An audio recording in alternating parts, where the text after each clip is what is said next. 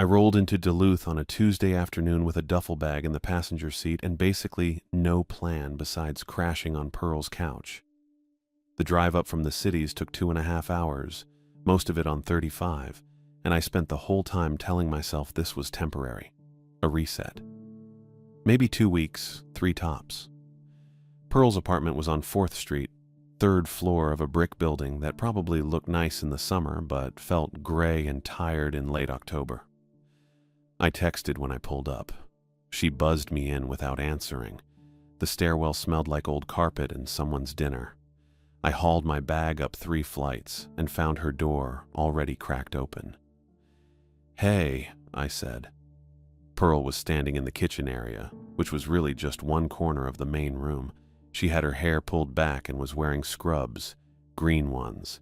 She worked at a clinic doing admin stuff, scheduling mostly. "You made it," she said, not a question.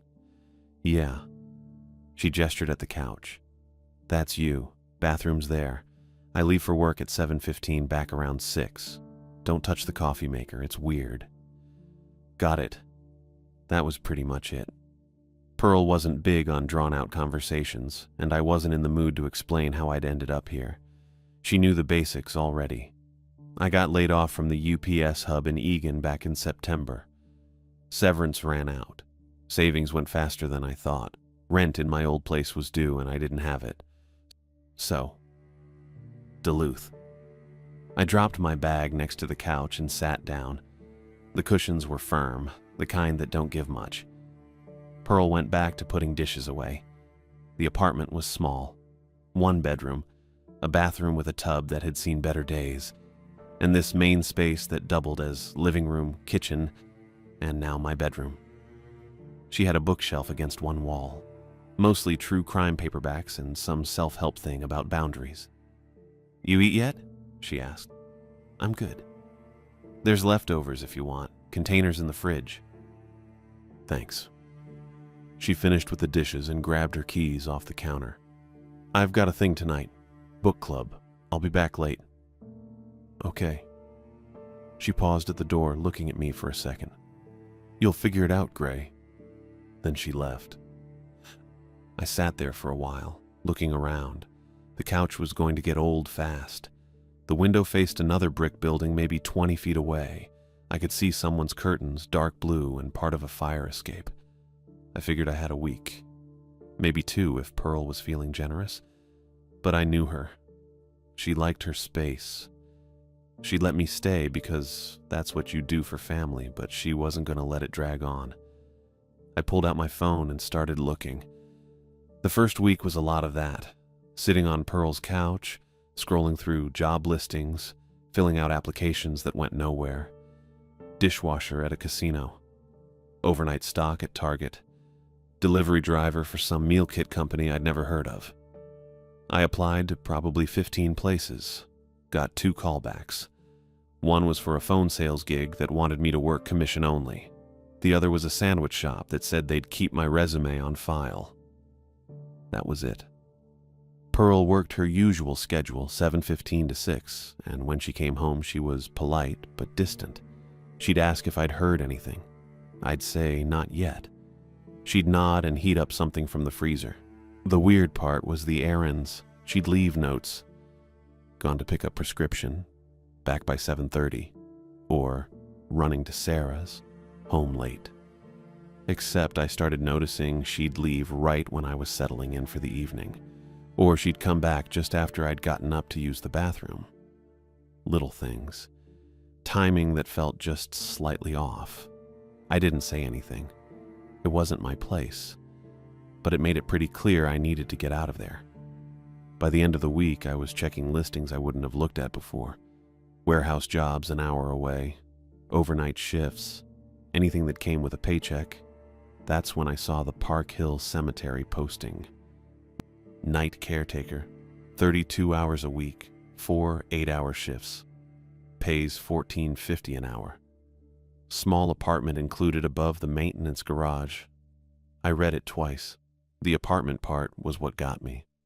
I didn't even care what the job was. I clicked apply and filled out the form in maybe 10 minutes.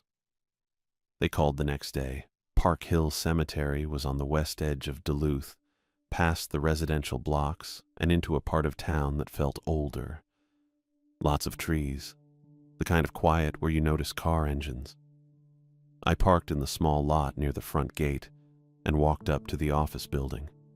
It was a single-story brick structure with a metal roof and narrow windows. A sign by the door said administration in letters that might have been white once. Inside was a waiting area with 4 plastic chairs and a bulletin board covered in notices about plot maintenance and winter hours.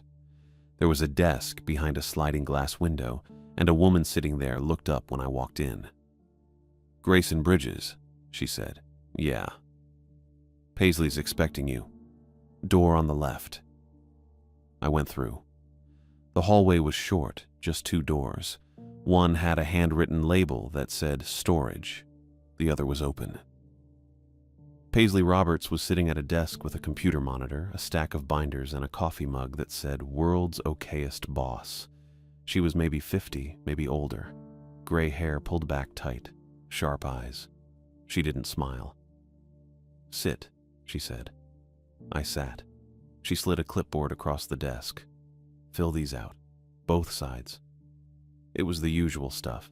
Employment history, references, emergency contact. I put down Pearl's number for that last one, even though I wasn't sure she'd appreciate it. Paisley watched me the whole time, not in a creepy way, just attentive. When I handed the clipboard back, she looked it over, flipped to the second page, then set it down. "You worked at UPS," she said. "Yeah. Hub and Egan. Loading, mostly." "Why'd you leave?" "Laid off. They cut a bunch of us in September." She nodded once. "You have a problem working alone?" "No.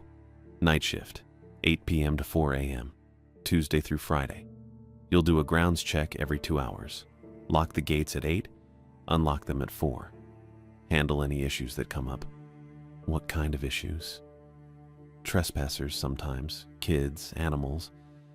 Mostly it's just making sure no one's here who shouldn't be." She leaned back in her chair. "You'll have a phone. Contacts are posted. You call if there's something you can't handle." "Okay. There's an apartment above the garage. 1 room, bathroom, kitchenette. It's small, comes with the job. You're responsible for keeping it clean." "That works." Paisley pulled open a drawer and took out a stapled packet. 3 pages, printed on plain paper. She set it in front of me. "Cemetery rules," she said. "Read them. Sign the last page." I picked it up. The first page was basic stuff. No smoking on the grounds, no loud music, respect the property. The second page had rules about the rounds, specific paths to follow, gates to check, a list of locked buildings I wasn't supposed to enter unless there was an emergency. The third page was different. It was numbered. 10 rules, each one short. 1. Stay on the paved paths after midnight. 2. Do not acknowledge voices calling your name unless you can see the speaker. 3. If you see a figure in white near the old chapel, do not approach. 4. Do not enter the mausoleum for any reason. 5. If the front gate is open when you arrive, leave immediately and call this number. There were 5 more. I read through them. My brain kind of stalled halfway down the list, trying to figure out if this was some kind of hazing thing, a joke for the new guy. I looked up. Paisley was watching me. "This? For real?" I asked. "Yes." "These rules?" "Yes." I waited for her to explain. She didn't. I looked back down at the page. At the bottom was a line for my signature and the date. I needed the job. I needed the apartment. I had maybe $300 left, and Pearl's couch was already feeling like borrowed time. I picked up the pen and signed. Paisley took the packet back, glanced at my signature, then opened another drawer. She pulled out 2 keys on a ring and set them on the desk between us. "Garage apartment and main office," she said. "You start Tuesday. Be here at 7:45. I'll walk you through the first round." I took the keys. They were cold. brass, old-looking. "Thanks," I said. She nodded. Didn't say anything else. Just kept looking at me with that same sharp, waiting expression, like she expected me to ask something. Or maybe like she was checking to see if I'd actually read what I signed. I stood up. Paisley stayed seated. "See you Tuesday," I said. 7:45, she repeated. I walked out of the office, through the hallway, past the woman at the desk. She didn't look up. Outside, the air was colder than when I'd gone in. I got in my car and sat there for a minute, keys in my hand. The rules thing bugged me. Not a lot. Just enough that I kept thinking about it on the drive back to Pearl's. It didn't feel like normal workplace paperwork. It felt like something else. I showed up at 7:45 on Tuesday with my keys already in my hand. Paisley was waiting by the maintenance garage, same work jacket, same clipboard. She gave me a nod and said we'd start before sundown so I could see the layout while there was still light. Made sense. I didn't argue. The cemetery wasn't huge, but it spread out more than I'd expected. We started near the front, where the newer stones sat close to the road, granite polished enough to catch the last of the daylight. Neat rows. Fresh flowers in some of the holders. A couple flags that hadn't been taken down yet. Paisley walked ahead of me with her flashlight already on, even though we didn't need it yet. I had mine too. A cheap LED thing I'd picked up at a gas station on the way over. It worked fine. She pointed out the main paths, paved mostly. Some cracked asphalt that probably got patched every few years. The newer section wrapped around toward the east side, then the markers got older the farther back you went. Stones under trees. Moss on some of them. Names I couldn't read anymore because the carving had worn smooth. I tried to keep track of the layout in my head. North gate, south gate, east gate by the storm drain. Front entrance where I'd parked during the interview. The administration building off to one side. Paisley didn't talk much while we walked. Just pointed and named things. Section 4. Section 7. The old chapel, which was really just a small stone building with a peaked roof and boards over the windows. She didn't slow down when we passed it. Section 12 sat farther back where the ground dipped. I noticed that right away. The path sloped down maybe 10 or 15 feet, and the headstones there looked older, darker stone. A few had those carved hands pointing up. One had a lamb on top. The trees were thicker there too, branches hanging low enough that I had to duck under one. Paisley stopped at the edge of the section and swept her flashlight across the rows. "This is 12, she said. I waited for more, but she just stood there. Then she turned and kept walking. The whole loop took maybe 20 minutes. By the time we got back to the garage, the sun was almost down. Sky going purple. Temperature dropping fast. I could see my breath. That's when I noticed the concrete structure behind the garage. It was low, maybe 4 feet tall, built into the slope of the ground, so part of it looked like it went down. Heavy concrete, old enough that it had stains running down the sides. There was a metal door set into the front with a serious lock. Industrial. The kind you'd see on a storage unit or a loading dock. "What's that?" I asked. Paisley followed my eyes. "Receiving vault." I waited. "It's where we hold remains temporarily," she said. "Before burial or when ground's frozen." That made sense. I'd heard of that. Winter up here got cold enough that you couldn't dig. "Does it get used a lot?" "Sometimes." She turned to face me, and her expression didn't change, but her tone did. "It stays locked. At all times. You don't go near it, especially after dark." I looked back at the vault. Just concrete and a metal door. "Okay. I mean it," Paisley said. "You don't have a key. You don't need one. If you hear anything from that direction during your rounds, you keep walking." Hear anything? That was a weird way to put it. "Sure," I said. She held my eyes for another second, then nodded toward the stairs on the side of the garage. let's get you set up." The apartment was exactly what she'd described. One room, kitchenette along one wall with a 2-burner stove, a half-size fridge, and about 3 feet of counter space. Bathroom through a narrow door, just a toilet and a shower stall with a plastic curtain. The main space had a twin bed against the far wall, a small table with 1 chair, and a window that looked out over the back of the cemetery toward the trees. It was clean, cold but clean. I set my duffel bag on the floor next to the bed. Paisley was already by the door. "You've got the keys. Lock up when you leave at 4. Any questions, call the number on the sheet." "Got it." She left. I stood there in the quiet for a minute. Then I turned and looked at the kitchenette. The fridge had a magnet on it. Aerial lift bridge, the kind they sell at tourist shops. Under the magnet was a piece of paper. I pulled it off. Same rules sheet. Same 10 numbered points. Same stapled pages I'd signed during the interview, except this one wasn't stapled.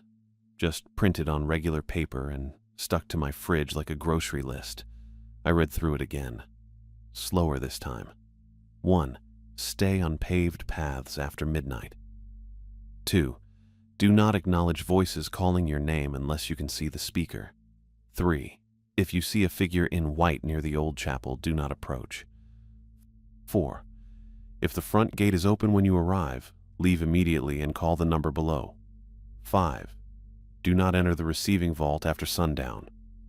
There it was. Number 5. Same thing Paisley had just told me outside. I kept reading. 6. If you hear bells ringing from section 12, count them. Write the number down. Do not respond. Bells. I hadn't seen any bells. 7. If you find coins on the paths, sweep them into a dustpan and dump them into the storm drain by the east gate. Coins. 8. Stay inside between 3 and 3:15 a.m. Both locks on the door must be turned. I looked at the door. 2 locks, a deadbolt, and a knob lock. Both brass, both old, but functional. 9. Do not give anyone directions to the mausoleum. 10. If anyone asks where Paisley Roberts is, call 911. I read number 10 twice. If anyone asks where Paisley Roberts is, call 911. Not call Paisley, not call the office, call 911. I set the paper down on the counter and looked around the apartment again. The window, the bed, the locks on the door. This was hazing. It had to be. New guy gets the weird rules, everyone sees if he freaks out, and then after a week or two, someone tells him it's a joke. I'd seen it at the UPS hub. Guys telling rookies the belt would eat their hand if they didn't keep pace. Stupid stuff. This was the same thing. Probably. I stuck the paper back under the magnet and checked the time on my phone. 7:58. First round started at 8. I grabbed my flashlight and my keys and headed out. Locked both locks behind me. Habit. The first night I stuck to what Paisley had shown me. I walked the paths, checked the gates, tested the padlocks on the chapel and the equipment shed. Everything was locked. Everything was quiet. I saw 2 deer near section 7 and they bolted when my flashlight caught them. That was it. No voices, no bells, no coins. I did my rounds every 2 hours. 8, 10, midnight, 2. At 3, I was back in the apartment with both locks turned, sitting at the table with my phone, not really sure why I was doing it. The rules said stay inside between 3 and 3:15. So I stayed inside. Nothing happened. At 3:16, I unlocked the door and went back out for the 4 a.m. round. The second night was the same. Quiet. Cold. I found a cigarette butt near the south gate and picked it up. Saw a raccoon digging near one of the older stones, and it hissed at me before waddling off. At 3, I locked myself in again and waited. Still nothing. The third night, I started to relax a little. I knew the paths now.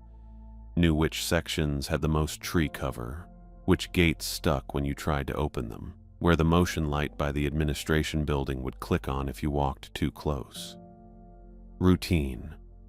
I could do routine. At 2:57, I was back in the apartment.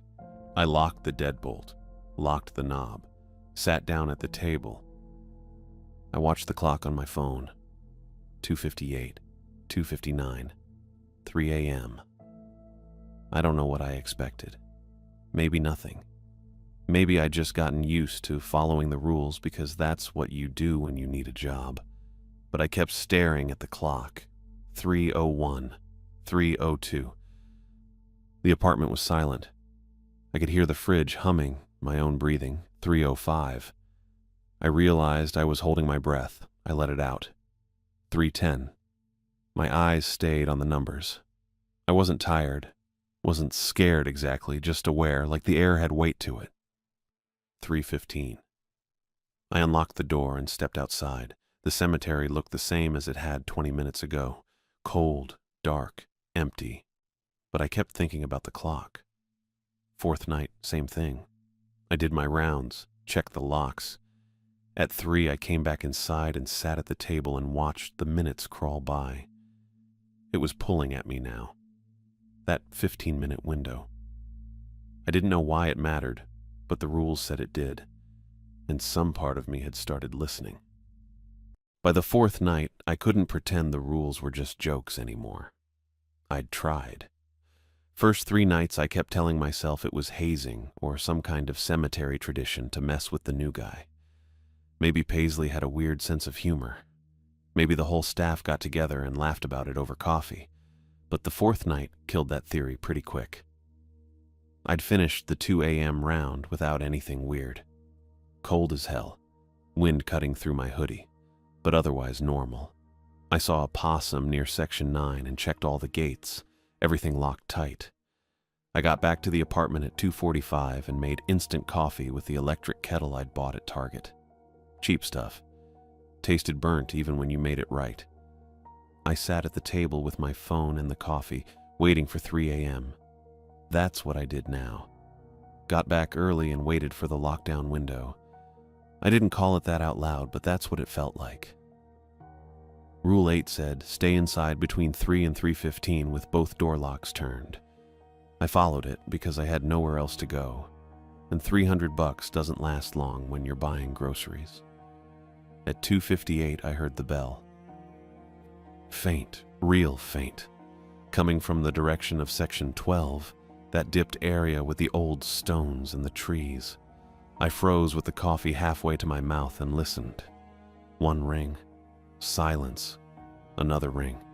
Controlled. Spaced out. Not random like wind chimes or something banging in the breeze. Deliberate. I set the coffee down and pulled the rules sheet toward me. Rule 6. If you hear bells ringing from Section 12, count them and write the number down, but do not respond. The bell kept ringing. I grabbed a pen from my duffel and started counting on my fingers. 3, 4, 5. I lost track and had to start over, whispering the numbers under my breath. 1, 2, 3, 4, 5, 6, 7. It stopped. I sat there holding my breath, waiting to see if it'd start again. My hand was shaking a little. I wrote the number 7 on a sticky note I found in the kitchenette drawer, left over from whoever lived here before, I guess. Yellow square with adhesive that barely worked. I pressed it onto the table and stared at it. 7 bells. From Section 12. At 2:58 in the morning. I didn't know what that meant. The rule didn't say. Just count them and write the number down. So I did. My phone said 3:02. I got up and checked the door locks. Deadbolt turned. Knob lock turned. Both brass and solid. I went back to the table and sat down, hands around the coffee mug, even though it wasn't really warm anymore. At 3:04, someone knocked at the downstairs door. My whole body went rigid. The knock was firm, deliberate. 3 raps, evenly spaced. Then the doorknob jiggled. I didn't move. My brain was trying to come up with explanations. Paisley coming back, someone needing help, a lost driver. But none of those made sense at 3 in the morning, and Paisley had a key anyway. The voice came next. Grayson, male voice, low and even, Same exact cadence my dad used when he wanted compliance. Not angry, just firm. The tone that said he expected you to listen and there wasn't room for argument. I felt my throat close up. "Grayson, we've got a stuck gate. Need you to come help real quick." The doorknob jiggled again. I heard it turn, but the lock held. Everything in me wanted to respond. That's what you do when someone calls your name and asks for help. You answer, you go. That's how I was raised. But I looked at the clock on my phone. 3:05. Rule 8. Stay inside between 3 and 3:15 with both door locks turned. I stayed in the chair. Forced myself not to move. My hands were gripping the edge of the table hard enough that my knuckles went white. "Grayson?" Firmer this time. "Gate's stuck. Just take a second." I bit the inside of my cheek and kept my mouth shut. The voice sounded so much like my dad it made my chest hurt. Same low register, same measured pace, same expectation that you do what he said because he said it. But my dad was in the cities, and he wouldn't be here at 3 in the morning asking about a cemetery gate. The knocking came again, harder, 3 raps, then 3 more. I didn't answer. The doorknob jiggled a 3rd time, and I heard something scrape against the wood. My heart was pounding so hard I could feel it in my ears. I kept staring at my phone. 3:08, 3:09. The knocking stopped. I waited, listened, didn't hear footsteps going away, didn't hear anything. At 3:15 exactly, the pressure in the room changed. I don't know how else to describe it. It was like something that had been pressing against the walls just let go. I sat there another 2 minutes, then got up and checked the locks again. Still turned.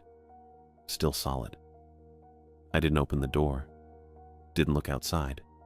Just went back to the table and sat there until 3:30, when I finally felt steady enough to go out for the 4 a.m. round. Nothing outside. No one by the door. No footprints. I checked the gates and they were all fine. None of them stuck. I finished the round, locked up at 4, and drove back to Pearl's in silence. In the morning, Paisley showed up earlier than usual. I'd just gotten back to the cemetery at 7:15 because I forgot my phone charger in the apartment. Didn't expect anyone there. But Paisley's truck was in the lot, and when I climbed the stairs, she was standing outside the apartment door with her arms crossed. She looked worn down. Her hair was still in the tight bun, but pieces had come loose. Dark circles under her eyes. She was wearing the same work jacket, but it looked wrinkled, and her thermos of coffee was clutched in one hand like she needed it to stay upright. "You have the count?" she said. I blinked. "What?" "Bell count. You wrote it down?" I unlocked the door and stepped inside. The sticky note was still on the table where I'd left it. I picked it up and handed it to her. She snatched it fast, looked at the number. Her mouth tightened and she folded the note in half, then in half again, and shoved it into her jacket pocket. "You stayed inside?" she asked. "Yeah." "Locked?" "Both locks." She exhaled through her nose and some of the tension left her shoulders. "Good. You handled it correctly." I wanted to ask what the bell count meant, why it mattered, who was at the door, but her expression didn't invite questions, and I was too tired to push. "There's extra cleanup tonight," she said, pulling a folded paper from her other pocket. "Older sections, 9, 11, 12. Kids have been getting in somehow, leaving coins on the stones, probably some TikTok thing. Sweep them up and dump them in the storm drain by the east gate." "Kids," I said. "Teenagers, bored." She handed me the paper. "Make sure you get all of them. Don't leave any behind." I took the list. She turned and headed down the stairs without saying anything else. I stood there holding the paper and thinking about the voice at the door, about the bells, about the sticky note she'd grabbed like it was evidence. Kids, right. That night I found the coins in section 12. I'd done the 8 p.m. round and the 10 p.m. round without seeing anything. Checked all the sections on Paisley's list. Found a few pennies on the path near Section 9 and swept them into the dustpan like she'd said, then walked to the east gate and dumped them into the storm drain. Heard them clink against metal on the way down. Midnight round was quiet. I saved Section 12 for last because I didn't love going down there in the dark. The dip in the ground made it feel cut off from the rest of the cemetery. Trees closer together, older stones. I walked down the slope with my flashlight on and swept it across the rows. Coins, lined up across the flat tops of 3 different headstones. Not scattered, not dropped. Lined up, neat rows, pennies and dimes, maybe a nickel. I stepped closer and counted. 7 coins on the first stone, 5 on the second, 7 again on the third. I stood there staring at them. Teenagers didn't do that. You don't sneak into a cemetery at night and carefully arrange coins in rows on specific stones. You throw them. You leave them in piles. You don't line them up like you're marking something. I pulled the dustpan and brush from my coat pocket, started carrying them after Paisley's list, and swept the coins off the stones. They clinked into the pan. I walked back to the east gate, dumped them into the storm drain, and listened to them fall. The teenager's excuse stopped making sense in my head. I didn't know what was happening, but it wasn't bored kids. I finished the round and checked my phone. 12:43. Couple hours until lockdown. I headed back toward the apartment, and the whole way I kept thinking about the bells and the voice and the coins lined up in Section 12 like someone was counting something I didn't understand. I kept following the coin rule even though I didn't believe Paisley's explanation about teenagers. Every night I'd find them. Pennies mostly, some dimes, lined up on stones or scattered on paths. I'd sweep them into the dustpan with the little brush I kept in my coat pocket now. The first time I noticed something off was during my midnight round on the 5th night. I found 3 pennies on a flat marker near Section 9 and swept them into the pan. The plastic felt warm against my palm. Not hot, just warm, like the coins had been sitting in someone's hand. I stopped walking and held the dustpan up to my flashlight. The pennies sat there in the corner where I'd swept them. Normal, dull copper. Nothing weird about them except they shouldn't have been warm. I kept going, found 2 more near Section 11, added them to the pan. Same thing, warm through the plastic. By the time I reached the East Gate storm drain, I had maybe 7 or 8 coins total. I crouched down next to the drain, a standard iron grate set into the curb, probably 2 feet square with slots wide enough to lose a phone through. I tilted the dustpan and let the coins slide off. They clinked against metal somewhere down below. Gone. I stood up and my hands smelled wrong. Copper, yeah, but also something else. Lake water, maybe. That thick mineral smell you get near the shore when algae's rotting. I rubbed my palms on my jeans, but it didn't help much. The smell stuck with me the whole walk back to the apartment. The next night, same thing. Warm coins. Same smell after I dumped them. I started wearing the work gloves I'd found in the garage, but I could still feel the heat through the fabric. That's when I started paying attention to other stuff. The grass around the receiving vault stayed wet. Not damp. Wet. Like someone had just hosed it down. I noticed it during my 10 p.m. round on the 6th night. Walked past the vault on my way to check the back fence line, and my boots squelched in mud that shouldn't have been there. It hadn't rained in 4 days. I checked my phone weather app to confirm. Last rain was Sunday. It was now Thursday night. Technically Friday morning since it was past midnight. I stopped and aimed my flashlight at the ground around the vault. The concrete structure sat low and half buried like Paisley had shown me, maybe 4 feet tall with that metal door and industrial padlock. The grass around it, maybe a 6-foot radius, looked dark and saturated. My boot prints from where I'd just walked filled with water. I swept the flashlight wider. The ground 10 feet away was normal, dry. Dead grass and bare dirt like the rest of the cemetery in late autumn, just around the vault. Just that circle. I backed up onto dry ground and kept my light on the wet grass for another few seconds. Then I saw the trail, narrow, maybe 8 inches wide. A mud track that ran from the vault door toward the east side of the cemetery. It cut through the dry grass in a straight line, dark and pressed down like someone had walked it over and over wearing boots. I followed it with my flashlight. It went about 30 feet before hitting the paved path. Then I lost it. But the direction was clear, straight toward the east gate, toward the storm drain. I stood there probably a full minute, just looking at that trail, trying to make it make sense. Runoff, maybe. The vault was built into a slope. Water could drain that direction, except there hadn't been rain, and the trail looked fresh, and it was too narrow and too clean. Runoff spreads. This looked like footsteps. Maintenance, then. Paisley or someone else, walking back and forth, doing something I didn't know about. Except Paisley had been real specific about me not going near the vault. About keeping away from it, especially after dark. And the grass was wet at midnight on a dry week. I wanted to check the padlock, see if it looked used recently. But Paisley's voice was in my head. Do not go near it, especially after dark. And my gut told me that was the one rule I shouldn't test. I finished my round and went back to the apartment.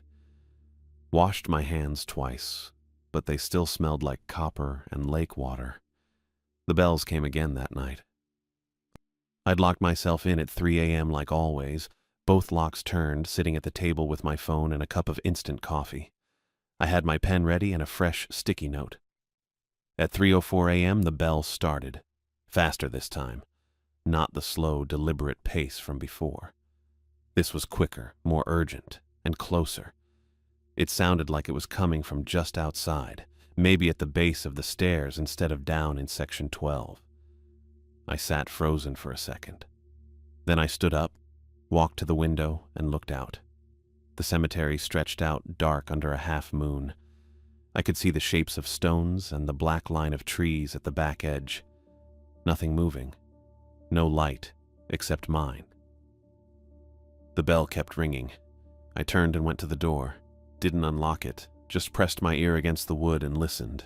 Clearer now, definitely outside, definitely close. I started counting.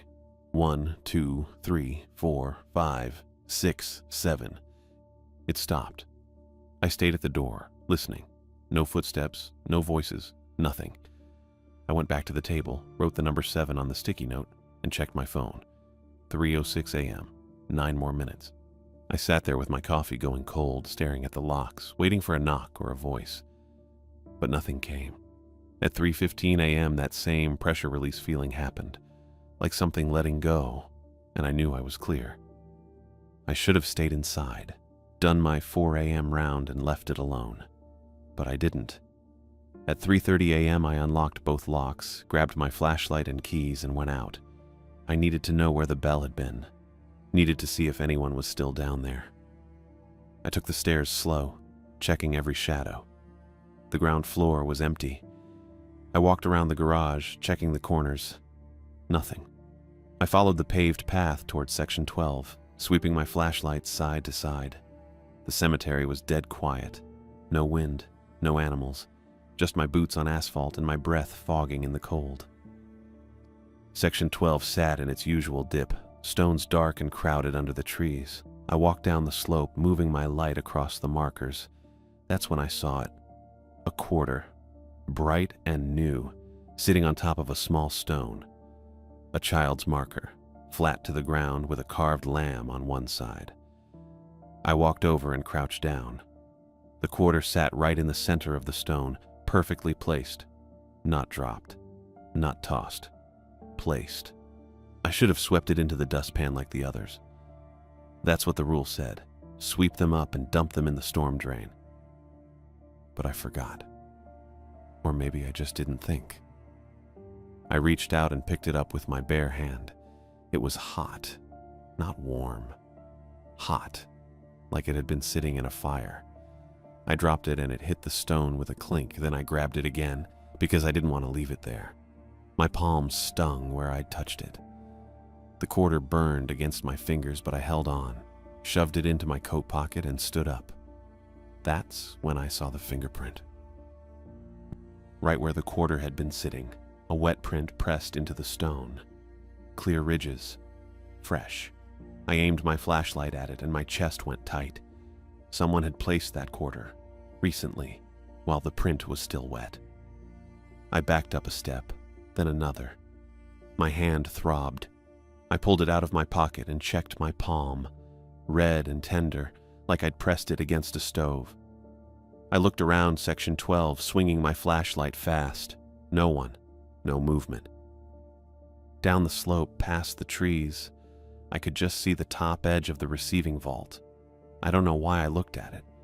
Maybe because that's where the mud trail started. Maybe because Paisley's warning was still sitting in my head. Maybe because I was scared and wanted to know what I was scared of. I took a few steps to the side, angling for a better view between the stones.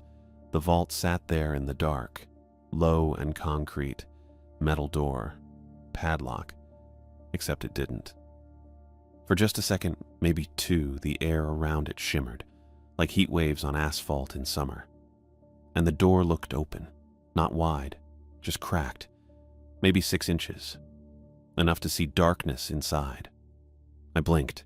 The door was closed, padlock in place, solid and normal. I stood there breathing hard, my burned palm throbbing, the quarter heavy in my pocket. The vault looked exactly like it always did. Locked, quiet, ordinary, but I'd seen it. I'd seen it wrong. I turned and walked back up the slope, fast, but not running, and didn't look back. I made it back to the apartment at 2:57, quarter still in my pocket, hot against my leg through the fabric.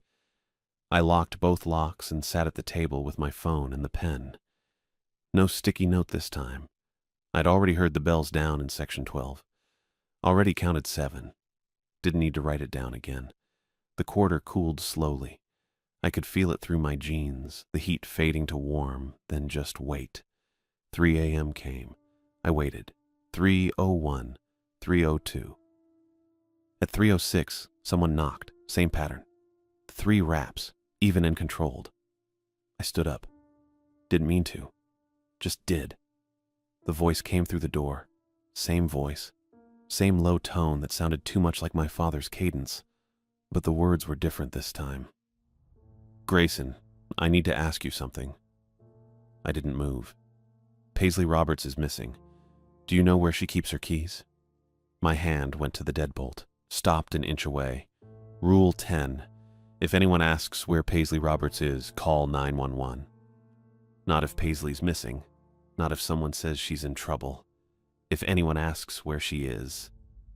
The voice kept going. "I need to get into the office. It's important. Do you know where she keeps the spare set?" I stepped back from the door. My pocket burned. Not warm. Burning. I reached down and the quarter was hot again. Hotter than before. Hot enough I could feel it through 2 layers. The doorknob turned, rattled against the lock. "Grayson, this is urgent. I need you to open the door." I pulled my phone out, unlocked it, pulled up the keypad. 911. My thumb hovered. The voice stopped. The knob stopped rattling. I stood there for 30 seconds, a minute. Didn't hear footsteps leaving. At 3:15, the pressure changed. Same release. Same feeling of something letting go. I sat back down at the table, put the phone down. The quarter in my pocket cooled fast, like I'd imagined the whole thing. I didn't call. Probably should have, but I didn't know what I'd say. Someone knocked on my door and asked about my boss. Someone I couldn't see used my name. I waited until 3:30, then unlocked both locks and went outside. Nothing. No one by the stairs, no footprints, no marks on the door. I finished my 4 a.m. round, locked up, and drove back to Pearl's. The next morning, I couldn't sleep. Lay on Pearl's couch staring at the ceiling while she got ready for work. She left at 7:15 without asking how the night went. That was fine. I pulled out my phone and searched Duluth cemetery drainage. Got a bunch of articles about water management and snow melt. A couple of blog posts about flooding on the hillside during heavy rain. I refined it. Duluth Stormwater Infrastructure Map. That got me closer. A city utilities page with links to planning documents. Most of them were dead. One worked. PDF loaded slow. 23 pages, dated 2011. I scrolled through diagrams of pipes and retention basins and runoff zones until I hit page 16. There it was, a map of the west side with topographic lines showing the hill. Park Hill Cemetery labeled in small print at the top. A blue line ran underneath it. Dotted, not solid. Labeled Abandoned Receiving Infrastructure. The line started somewhere near the back of the cemetery, ran east down the slope, connected to a junction marked Old Tunnel Access, and then fed into the main stormwater system near the lakeshore. I zoomed in with 2 fingers. The blue line passed right under where I figured the receiving vault sat. The mud trail, the wet ground, the narrow track leading toward the east gate. It wasn't supernatural. It was mechanical. Something was draining, or flooding, or both. I sat up on the couch and read the footnote at the bottom of the page. Infrastructure predates 1952 site survey. Recommend assessment before restoration work. Recommended assessment. 60 years ago. I screenshotted the page and closed the PDF. The quarter was still in my coat pocket. I'd left my coat on the arm of the couch. I reached over and pulled the quarter out. Room temperature now. Normal. A Minnesota state quarter from 2005 with the loon and the outline of the state. I turned it over in my hand. Nothing unusual, just a quarter.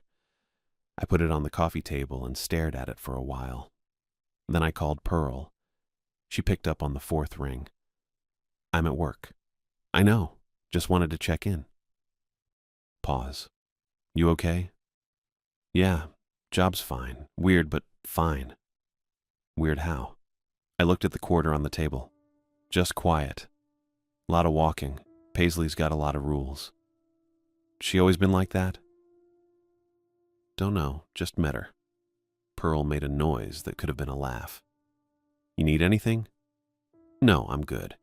Just wanted to say it's going okay. Another pause, longer this time. Gray, if it's not okay, you can tell me. I know. Do you? I didn't answer that. She sighed. I gotta get back. We'll talk later. Yeah, later. She hung up. I sat there holding my phone, didn't tell her about the bells, didn't tell her about the voice at the door, didn't tell her about the quarter burning a hole in my pocket or the mud trail leading from the vault to the storm drain. She had enough going on. I could handle this. Probably. I slept a few hours. Woke up around 2 in the afternoon and made coffee with Pearl's machine even though she told me not to. Figured she wouldn't notice. I had a shift that night, Tuesday through Friday, 8 p.m. to 4 a.m., same as always. But I wasn't going in unprepared this time. I got in my car and drove to the Menards off Miller Trunk Highway. Took me 15 minutes. Inside, it smelled like lumber and fertilizer. I grabbed a cart and walked past the seasonal aisle with Christmas lights already going up. First stop, hardware. I found a rubber door wedge. Heavy duty, black, $2.49. Second stop, lawn and garden. They had water softener salt in 50-pound bags stacked on pallets. I grabbed 2. Wasn't sure what I'd use them for yet. Just felt like I needed weight. Something to block something. Something solid. Third stop, electrical. I found a headlamp with 3 settings and an elastic strap. $12. Better than holding a flashlight in my teeth if I needed both hands free. I rolled the cart to check out. 1 register open. Cashier maybe mid-20s. Name tag said Jackson. He scanned the wedge, the salt, the headlamp. Working overnight? He asked. Yeah. Cemetery. He looked up. Park Hill? I nodded. Heard that place is weird. It's quiet. That's not what I heard. I didn't ask what he'd heard, just paid. $43.67 on my debit card. Hoped it cleared. Jackson handed me the receipt. Good luck, man. Thanks. I loaded the salt into my trunk. Wedge and headlamp went in the passenger seat. I sat in the parking lot for a minute, hands on the wheel. My plan was simple. Go to the vault. Wedge the door. Keep it shut. Keep myself from going near it again. The salt was insurance. If the ground was that wet, if water was seeping out, maybe I could build a barrier. Absorb some of it. Make it less tempting to investigate. Stupid plan. Probably wouldn't work. But it was something. I got to the cemetery at 7:50, earlier than usual. Paisley's truck wasn't in the lot. Good. I parked near the garage and hauled one bag of salt up the stairs to the apartment, left the other in the trunk, grabbed the wedge and the headlamp. I sat at the table and waited for my shift to start. 8 p.m. round, 10 p.m. round, midnight round. All normal. No coins, no bells. At 1:30, I went back to the apartment and strapped the headlamp on, switched it to the low setting, shoved the wedge in my coat pocket. Then I walked toward the receiving vault. 1:40 a.m. when I got there. The padlock was intact, closed, locked. Same as always. But water seeped from the bottom edge of the metal door. Not dripping, seeping. Like the whole inside was flooded and the pressure was pushing it out through the seal. The ground around the vault was soaked. My boots sunk half an inch into mud. I pulled the wedge from my pocket and crouched down. The door sat maybe an inch off the concrete base. Just enough gap for the wedge. I shoved it in, hard. Pushed it with both hands until it caught and held. Stood up. Checked it. Solid. The bell rang. Not from Section 12. Right behind me. I spun around. The headlamp swept across stones and trees and empty paths. The bell rang again. Sharp. Close. A single strike that I felt in my teeth, in my ribs, in the bones of my hands. I backed up, hit the wet ground, slipped. The bell rang a third time. Then headlights swept up the hill from the front gate. I froze. Watched them come closer. A truck, slowing down, heading straight toward me. I heard the truck before I saw the headlights. Low rumble, tires on gravel, coming from the front lot. I checked my phone. 2:47 a.m. Too early for Paisley, too late for maintenance. I stood up from the apartment table and walked to the window, keeping the lights off. A white pickup rolled past the administration building and parked near the garage. County decal on the door. Light bar on the roof. Justin Howard. I recognized him from the second week when Paisley had introduced us outside the office. Deputy with the county sheriff. She'd said he was the contact if anything happened, gave me his card, told me to keep it in the apartment. Professional. Calm. Paisley had seemed relieved he was willing to check in. He got out of the truck and looked up toward the apartment window. I stepped back. He didn't move toward the stairs, just stood there, hands on his belt, looking around the lot like he was checking the perimeter. Then he gestured toward me, one hand up, waving me closer. I grabbed my flashlight and keys and went downstairs. My boots hit the gravel and he turned toward me with a nod. "Evening," he said, voice even, same tone as before. "Hey." I kept about 10 feet between us. Paisley asked me to swing by, said she wanted to check on the property. He tilted his head slightly. "Everything good tonight?" I didn't answer right away. I was trying to figure out why Paisley would send him at 2:47 a.m. without calling me first. "Yeah," I said. "Quiet."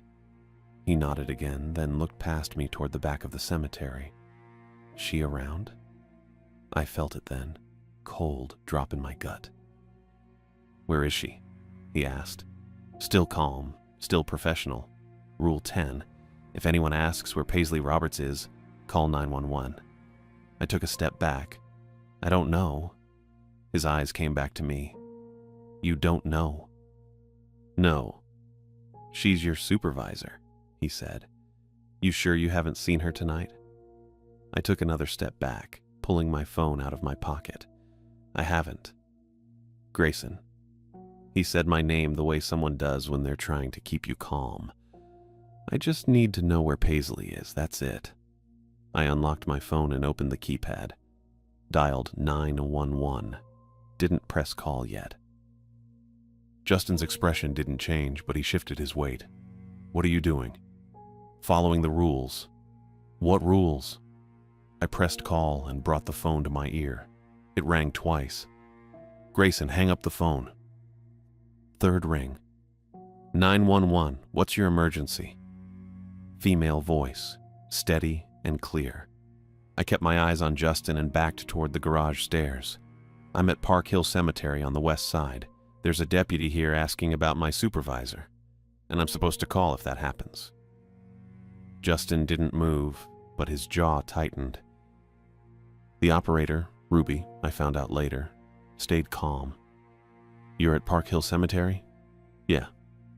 And there's a deputy with you now? Yeah. Justin Howard, County Sheriff. Is he threatening you? No, but the rules say to call if anyone asks where Paisley Roberts is. He asked. Pause on the line. I heard keys clicking. Okay, Ruby said. Stay on the line with me. Can you see the deputy right now? Yes. Is he approaching you? No. Justin tilted his head again, and this time it looked wrong. The angle, too far. I don't think he's himself, I said. Ruby's voice stayed level. What do you mean? I don't know how to explain it. Something's wrong. Okay, I'm dispatching units to your location now. Stay on the line and keep distance between you and the deputy. Justin took a step toward me. I turned and ran up the stairs to the apartment, phone still at my ear. I heard his boots on the gravel behind me, then on the first step. I got to the door, shoved the key in, twisted, pushed inside, and slammed it shut. Both locks, deadbolt first, then knob. I'm in the apartment, I told Ruby. Door's locked. Good, stay inside. Units are en route. I stood with my back against the door, breathing hard. Then I heard it. The bell. Not down in Section 12, not at the base of the stairs, right outside the door. I turned and looked through the frosted window panel. The shape of a man stood on the porch, holding something. The bell rang again, sharp, clear, right there. I stepped back from the door and looked at the porch rail through the main window. A brass handbell sat on the railing, small, tarnished, dripping mud onto the wood. Grayson? Ruby's voice in my ear. Are you there? Yeah. What's happening? I stared at the bell. He brought a bell. Pause. A bell? There's a handbell on the porch. It's ringing. Another pause. Longer this time. Okay. Stay away from the door. The quarter in my pocket started burning. Not warm. Hot. Hotter than it had been in Section 12. Hot enough that I had to shift my weight to keep it from pressing directly against my leg. And I understood. The coins, the bells, the voices at the door, the mud trail from the vault to the storm drain. It wasn't hazing. It wasn't folklore. The rules were a system, a way to collect responses, a way to keep something contained in the drainage line by feeding it what it asked for. Counts, silence, coins, locked doors during specific windows. And I'd broken it. I'd picked up the quarter. I'd kept it instead of dumping it in the drain. Grayson? Ruby again. I need to go, I said. No, stay on the line. I pulled the phone away from my ear but didn't hang up. Set it on the table, speaker on. I checked the time. 2:54 a.m., 6 minutes until 3. The bell rang again outside. Then the doorknob turned, rattled, tested the lock. I backed toward the far wall near the bed. At exactly 3 a.m., both locks were turned. I'd checked them myself, but the door started bowing inward. Not like someone was pushing, like pressure was building on the other side. The wood flexed, creaking, the frame groaning against the hinges. I looked at the frosted window panel. Justin's outline stood there, but the shape was wrong. Stretched, too tall, the shoulders too narrow, the head elongated, like a body forced through a pipe, through something that shouldn't fit. The glass rattled in the frame. I grabbed the salt bag I'd left near the kitchenette, tore it open with shaking hands, and dumped a line along the threshold. White granules piled against the gap under the door. The flexing slowed. Not stopped, slowed. The bell rang again, closer now, like it was pressed against the wood. I looked at the window. The handbell sat on the porch rail, still dripping mud. The quarter in my pocket burned hotter, hot enough I could smell fabric singeing. I didn't think. I just moved. I grabbed the small metal bucket I used for cleaning, kept it next to the kitchenette, and went to the door, not opening it, just close enough to reach the window. I unlatched the window and shoved it open 6 inches. Cold air poured in. I reached through, grabbed the handbell by its wooden handle, and pulled it inside. Mud smeared across the sill.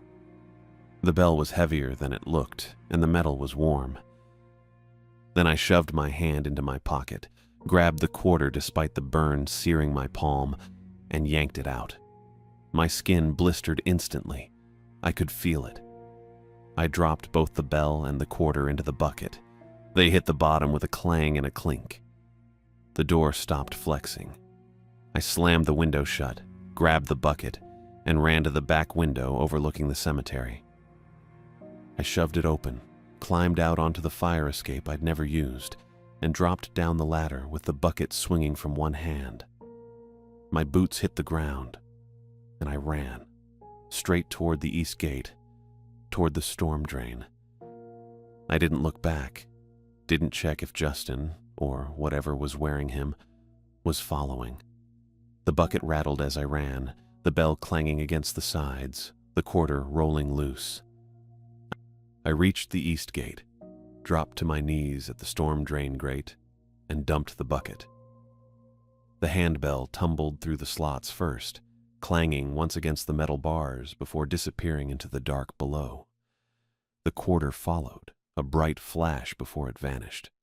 I heard them hit water, deep, farther down than I expected. The ground shuddered. Not an earthquake, not wind, a vibration that came from underneath, like something shifting in the drainage line. The bell sound traveled downward. I could hear it echoing, ringing as it fell, getting fainter and fainter until it stopped. Then the pressure released. I felt it the same way I'd felt it in the apartment at 3:15 every night, a sudden shift, like air escaping a sealed room. But this time, it was fast, violent. I looked back toward the apartment and saw the door snap outward, wood cracking as it slammed back against the frame. Then I looked toward the receiving vault. The shimmering distortion I'd seen earlier, the thing that had looked like heat rising off pavement, collapsed. It pulled inward, condensing into a wet, human-sized form, then folded in on itself like fabric being sucked down a drain. I heard rushing water, loud, like a pipe opening after being blocked for years. The form disappeared into the ground near the vault, dragged into the drainage line with a wet, hollow sound. Then silence. I stayed on my knees by the storm drain, breathing hard, staring at the vault. Nothing moved. I checked my phone. 3:11 a.m. I didn't go back to the apartment. I sat there until the sky started turning gray. State response arrived just after sunrise. 2 patrol cars, an unmarked sedan, and a city utilities truck. Atticus Marsh got out of the sedan. State trooper. Tall, squared shoulders, calm expression. He walked over to where I was sitting on the curb near the front gate and asked if I was Grayson Bridges. I nodded. He asked what happened, and I told him. All of it. The bells, the coins, the rules, the voice at the door, Justin asking where Paisley was, the handbell on the porch, the quarter burning my hand. He didn't interrupt, just took notes. When I finished, he asked to see my hand. I held it up. The burn was bad, red, blistered, shaped like a circle where the quarter had been. He took a photo with his phone, then asked if I had any other evidence. I pulled out my phone and showed him the screenshots, the drainage map, the rules sheet I'd photographed the first night. He forwarded them to himself, then walked over to the utilities truck. Tracy Soto got out. Compact, professional, weatherproof city jacket. She had a tablet in one hand and a hard hat in the other. Atticus showed her my phone. She looked at the drainage map, then pulled up her own on the tablet. They talked for a few minutes. I couldn't hear most of it, but I caught abandoned line and receiving infrastructure and outfall near the lake. Tracy made a call, then another. Atticus came back and asked where the office was. I pointed to the administration building. 2 deputies went inside. I heard them calling for Paisley, checking rooms. One of them came back out 5 minutes later and said they found her. She was in the bathroom, alive, locked inside. They brought her out on a gurney. She was conscious but dehydrated, mud in her hair, scratches on her arms and face like she'd been dragged through dirt. She looked at me as they carried her past. Didn't say anything, just looked. Atticus asked if I knew where Justin Howard was. I said I didn't. Last I saw, he'd been at the apartment door. Atticus nodded and made another call. They found Justin 4 hours later. Dead, bloated. At a stormwater outfall by Lake Superior, half a mile from the cemetery. Pennies packed into his mouth. 7 of them. I quit before midday. Atticus asked me to stay available for follow-up, and I said I would. But I wasn't going back to the apartment. I returned the keys to Paisley's replacement, some guy from the county I didn't recognize, and gave Atticus the original photos and the rules sheet I'd kept in the apartment. Tracy Soto ordered the abandoned line capped that afternoon. She brought in a crew with concrete and equipment, and they filled the receiving vault floor, sealing the connection to the drainage system. I watched from the parking lot, didn't go near it. Atticus interviewed me twice more over the next week, once at a county office, once over the phone. He asked about the bells, the coins, the rules. Asked if Paisley had ever explained what the system was for. I said no. She'd just given me the rules and expected me to follow them. He said Paisley wasn't talking much, kept asking if the vault was sealed. I left Duluth 3 days later. Went back to Eagan. Found work at a different warehouse. Didn't tell anyone what happened. The burn on my palm healed into a scar. Circular. Permanent. I still feel it sometimes when I hold coins. Proof that one small mistake, picking up a quarter instead of sweeping it into the drain, almost made me part of the system.